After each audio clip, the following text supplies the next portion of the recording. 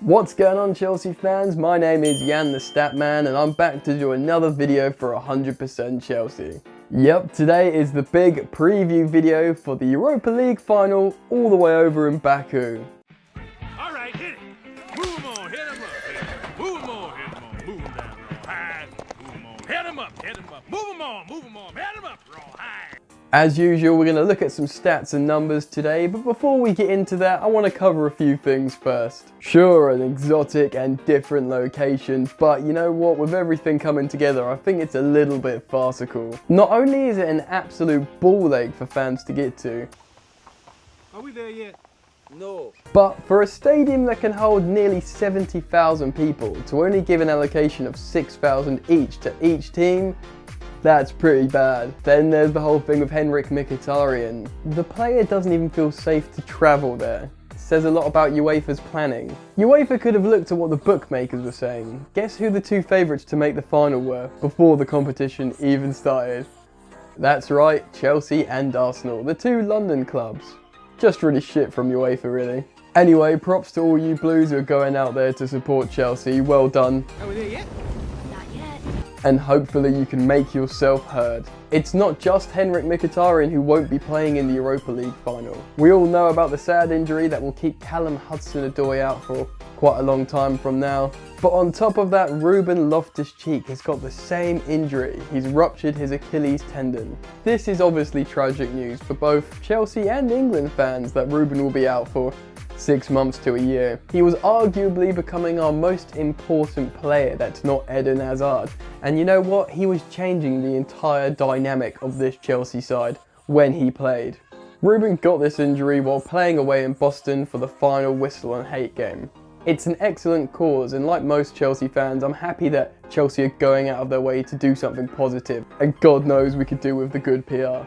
So hopefully it was a success, and hopefully Roman Abramovich is happy. But obviously it was incredibly poor timing. Again, you could argue Chelsea didn't know they were going to make the Europa League final in Baku when they did arrange this football match. Perhaps the absolute priority for Sarri was a top 4 finish domestically, as that's what brings the money. Still, man, it's just fucking dumb. So, silly organisation from both Chelsea Football Club and UEFA. There's some positive starts to this video. You fucking idiot, Jeremy! You total fucking idiot! That was your job, you fucking moron! You cretin! You're a fuckhead! That's what you are! A fucking shithead! Alright, so let's talk a little bit more about the football. The fact how Ruben is now out injured kind of looks like that we might have to endure the rather uninspiring midfield three of Jorginho, Kante and Kovacic again.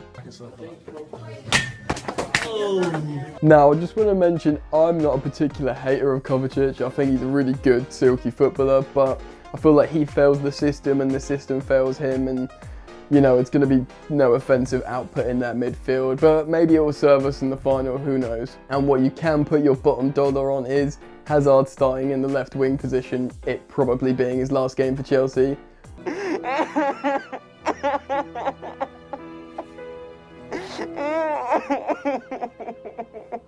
But when it comes to the right wing and the centre forwards, you could probably throw Giroud, Higuain, Pedro and Willian up in the air and see who lands in the starting 11.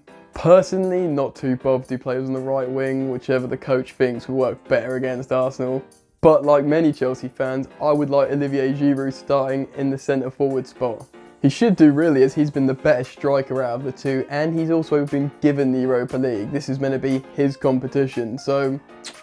But then again, Sarri might think this is his last chance for Higuain to prove himself, to try and actually get the permanent move to Chelsea. I don't know how that affects the ban, but maybe he's already registered, so maybe we can sign him, and maybe this is his chance to prove himself. That makes me nervous.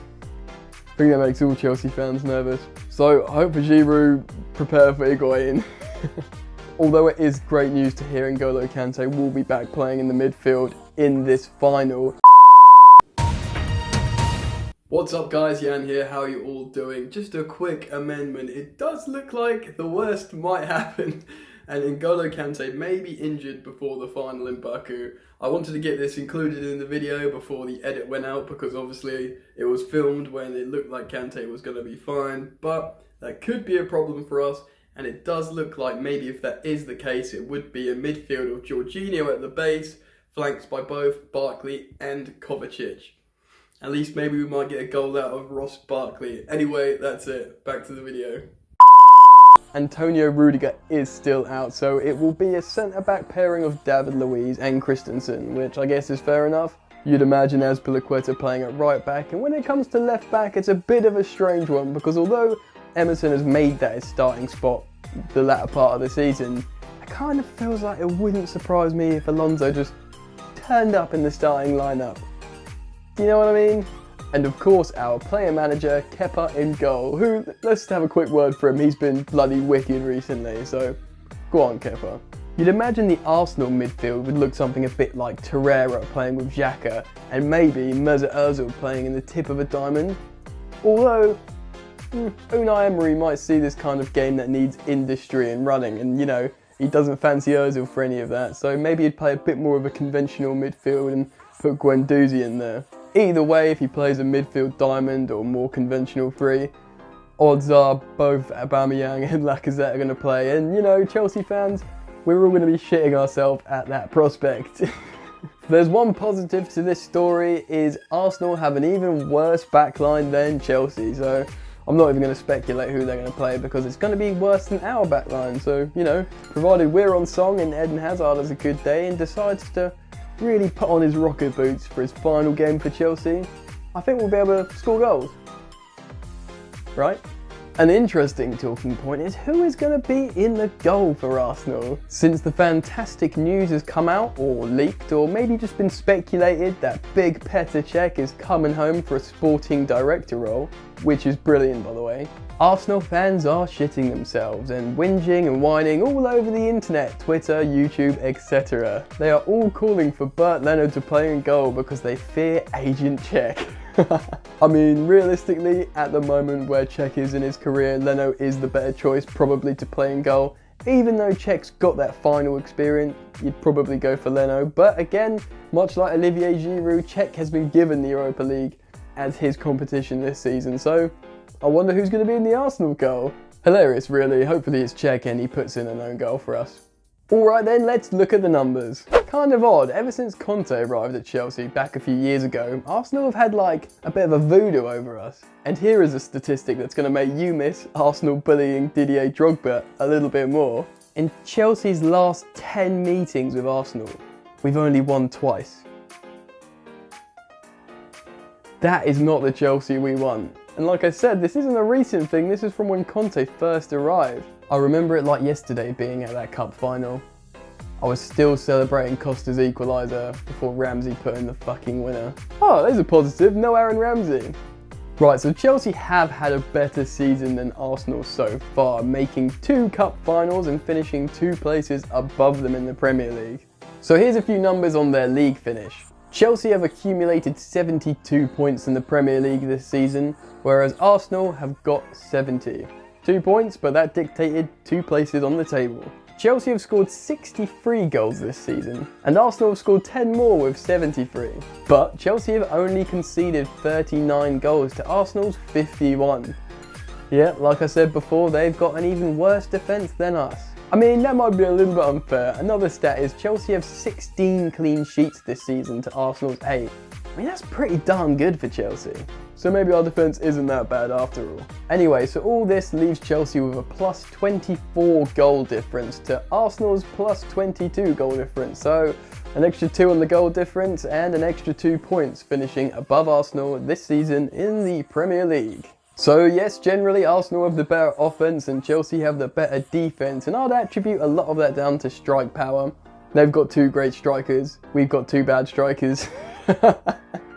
Another element of Chelsea this season is we've been incredibly wasteful, which I guess is testament to having poor finishers or strikers or whatever. Chelsea have been incredibly wasteful this season. We've created so many chances, but we've not been putting them away. When it comes to shots on target this season, Chelsea has 198, and high-scoring Arsenal only have 170. and Chelsea have hit the woodwork a staggering and painful 21 times to Arsenal's 9 times. So yeah, Chelsea better defensively and creating more chances than Arsenal. We're just not putting the ball in the back of the net. We're either making it too easy for the keeper or hitting the woodwork and just, making life incredibly painful. Alright, I want to throw you some stats of the ranking in the Europa League this season.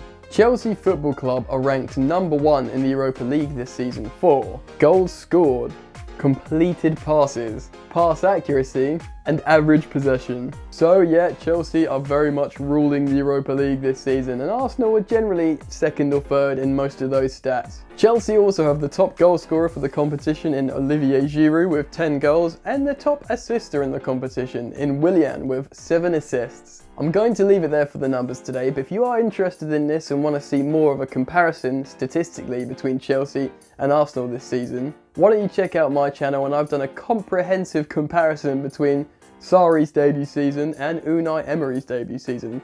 Similar stuff to this, but more detailed. You might like it. Alright then, so now we've stopped looking at the numbers, let's talk about some other realities of this fixture. Truth is, Chelsea have had a much easier run to the final than Arsenal have. Chelsea were rarely tested and often made hard work of this campaign, whereas Arsenal had to beat the likes of Valencia and more notably Napoli recently, and worryingly they kind of swept them aside. So Arsenal are the form side in terms of European football coming into this final. Still, we as Chelsea fans, hell, Premier League fans, football fans, know that this Arsenal side can be lethargic, demotivated, a bit wet, and a bit naff. But there is concern that they carry that good form to the final. But you'd like to hope that there's been enough time between their, most recent games against Napoli and Valencia to the final.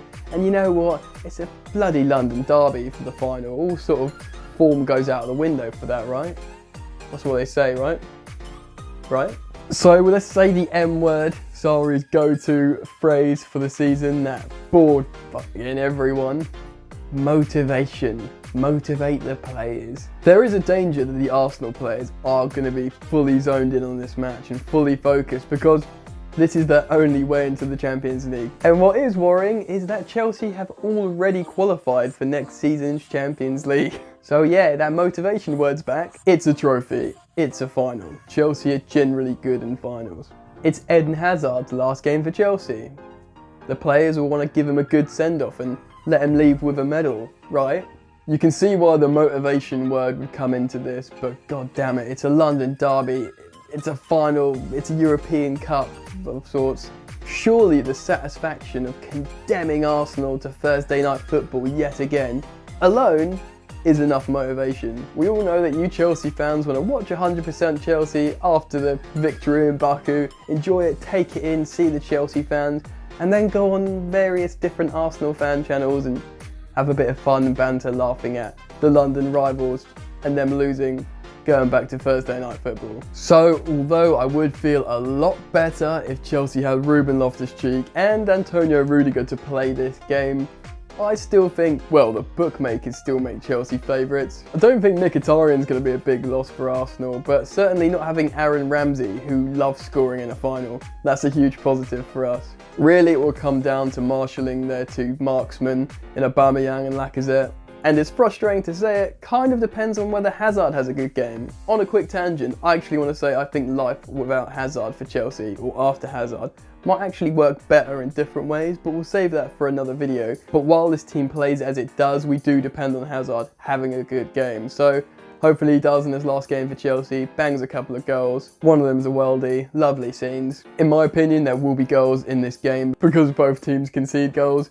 So I'm going to go for a Chelsea win, but I'm going to predict a 3-2 to Chelsea, breaking Gooner hearts. Chelsea can't be lethargic in this game knowing they've already got Champions League football. Put the Gooners back down in Thursday night football, bring Czech home, everything's gravy, and up the Chelsea. Alright guys, that is my preview for the Europa League final in Baku. I hope you've enjoyed it, and if you have, why not check out my channel, Jan the Statman. It's not just Chelsea, but there's a bit of Chelsea on there. It's football analysis and all that. Anyway, hopefully we win the final, guys. Enjoy the football, up the Chelsea, and I'll see you later. Are we there yet? No! Are we there yet? No, we are not! Are we there yet? No!